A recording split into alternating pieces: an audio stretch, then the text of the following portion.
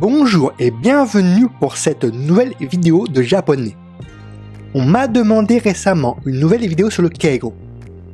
Donc, je vous ai refait une autre, d'où le remix. Sarakimashou. Le terme uchi signifie maison, dans son sens le plus simple. Dans notre cas, uchi signifie le groupe auquel on appartient. Le terme soto signifie dehors. Soit dans notre cas, soto signifie tout ce qui n'est pas dans notre groupe. Étudions 4 exemples. Premier exemple. Uchi correspond à votre famille et vos amis. Soto correspond à tout ce qui n'est pas de votre famille et vos amis. Deuxième exemple. Uchi correspond à vos collègues dans le cas où vous travaillez dans un magasin au Japon. Soto correspond aux clients de votre magasin. Troisième exemple.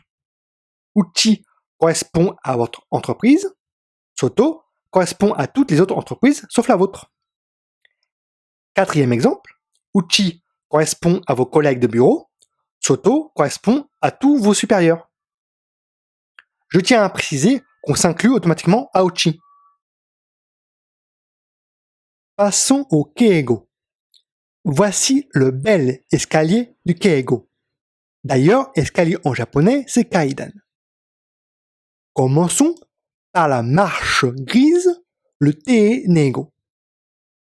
Sur cette marche, le locuteur et l'interlocuteur sont au même niveau. Le tei-nego s'utilise dans le uchi et le soto indifféremment. Descendons d'une marche, le kei-jogo.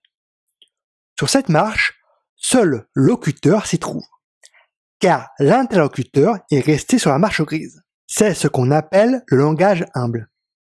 Le kei-jogo s'utilise quand une personne n'est pas dans son uchi et qu'on lui parle de nos actions. Cas d'utilisation quand on rencontre une nouvelle personne. Passons à la dernière marche, le so-keigo. Le locuteur se trouve sur la marche grise et l'interlocuteur se trouve sur la dernière marche. C'est ce qu'on appelle le langage honorifique. Le so-keigo s'utilise quand une personne n'est pas dans son uchi et qu'on lui parle de ses propres actions. Cas d'utilisation en entreprise ou dans un magasin. Cas d'utilisation en entreprise ou dans un magasin. Regardons les caractéristiques de ces 3 registres. Le tei-nego contient les préfixes go et o, les verbes à la forme masu et le copula desu. C'est le japonais que vous apprenez. Le kenjogo contient les préfixes go et o, du vocabulaire spécifique. Dans ce vocabulaire spécifique, il y a des verbes. Si un verbe n'a pas de correspondance avec le registre du kenjogo, alors on utilisera cette forme. O plus verbe à la forme masu moins masu plus suru.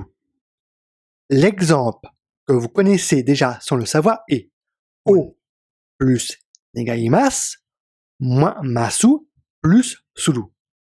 Ce qui donne onegai suru, donc onegai shimasu. Voyons des verbes pour le kenjogo. Vous avez à gauche les verbes du tei-nego et à droite du kenjogo. Ilu donne olu. Iku ou kuru donne mairu. Suru donne itasu.